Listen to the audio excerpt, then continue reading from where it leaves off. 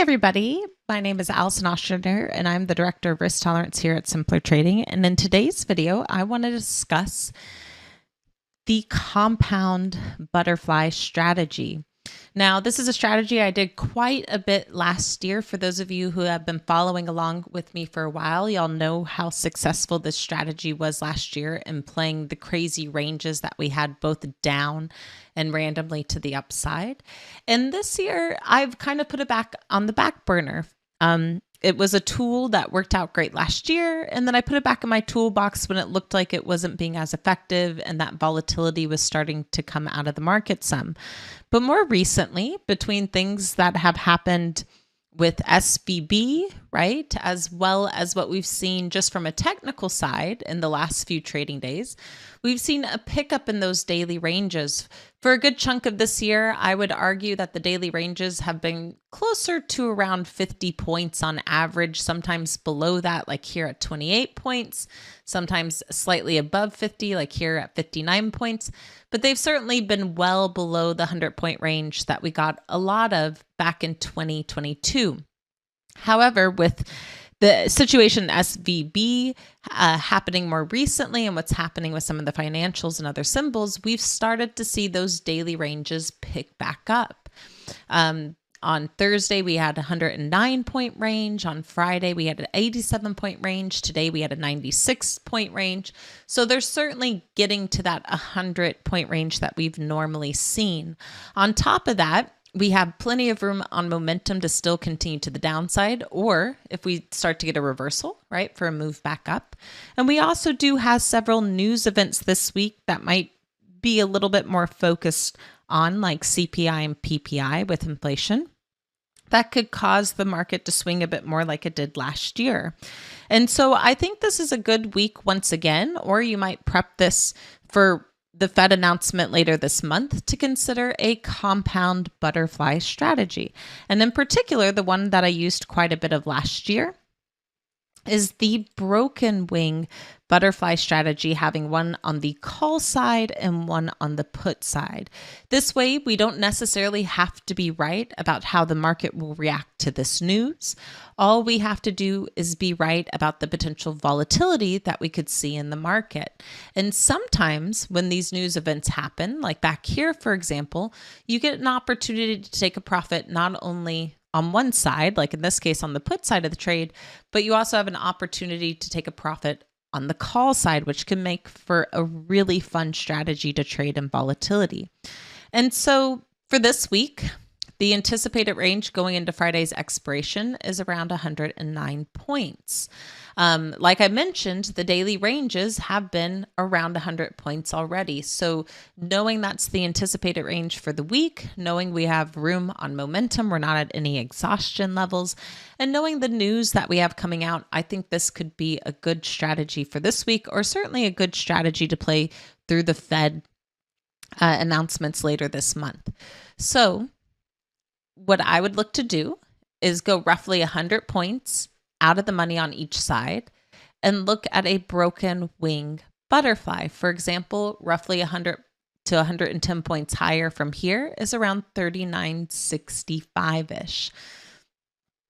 Depending on what spread width you want, right? You can always do what you think is best for your account and what's within your risk tolerance. But my personal favorite to keep risk low and still play it is something like a 15-10 point spread. The reason why is because if it starts to go in the money rather quickly, it can still allow for a very nice profit, but it still keeps that risk on the smaller side of things, with the spread width difference being only 5 points, with the debit spread being 15. The credit spread's 10 points. That's where that spread width difference of 5 comes into play. So right now on the call side for this week's expiration, with a pin of around 39.65 within the anticipated range, we're looking at about $1.60 cost basis. Currently, that allows for a $13.40 profit potential, excellent risk versus reward. And then, of course, the benefit of doing this as a debit broken wing butterfly, where the debit spread's wider than the credit spread, is that if it goes completely in the money, then it still allows a forgiveness factor of that overall profit, meaning If we get volatility to really spike in one direction or another, it builds that forgiveness factor in to still allow you to take a profit on the trade. The reason I also like these strikes right now with where we closed out on Monday is because they're right up towards resistance levels on the daily chart. So if we go up, test resistance and start to stall, your strike should be at or in the money and should ideally still allow for a profit on the call side. But keep in mind, we don't know how the market's going to react to this news or if we might continue to sell off here. Certainly on my charts, they are leaning more bearish on the daily time frame. So that means we also want to look at a 1510 debit broken wing butterfly on the put side. So we want to go roughly 110 points out. That would make for a pin of around 37.45 currently.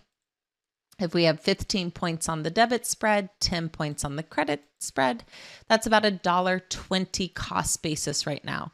So in total for this trade, because keep in mind we have to take into consideration the risk on both sides. So let's say we get filled at the mark on the call side at $1.60 and a mark on the put side at $1.20. Our total risk on this trade is about $2.80. Certainly not a bad risk for this trade setup. Ideally, I personally, when my spread width difference is 5 points, like to keep the cost basis on this strategy under $3. The reason why is because let's say it completely falls apart, right? And we're down by 3,700 by the end of the week. Well, if that's the case, then we know that the put spread would cash settle for $5. $5 minus $2.80 of a cost basis for both the call and put butterfly means we walk away with a $2.20 profit potential. Not a bad risk versus reward. Of course, if we can get closer to the pin, which is within the anticipated range they're expecting for this week, then we have a max profit potential of $12.20. 15 points of the debit spread minus the $2.80 cost basis is a $12.20 max profit potential. Certainly an excellent risk versus reward.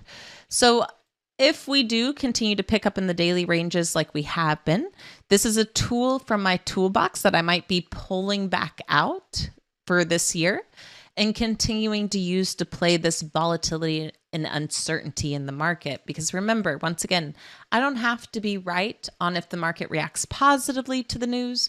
I don't have to be right if the market reacts negatively to the news. The only thing I need to be right about on this strategy is that we do get some sort of volatility and we do move within the anticipated range for this week. So certainly something to consider this week. Or if you feel like you missed the boat this week, certainly something to consider whenever we get the news on if we're going to have a rate hike or not going into the end of the month. So thank you so much for joining me. I hope you guys have a great rest of your trading day. As always, may the trade be with you, my fellow Jedis, and I look forward to talking to you next time.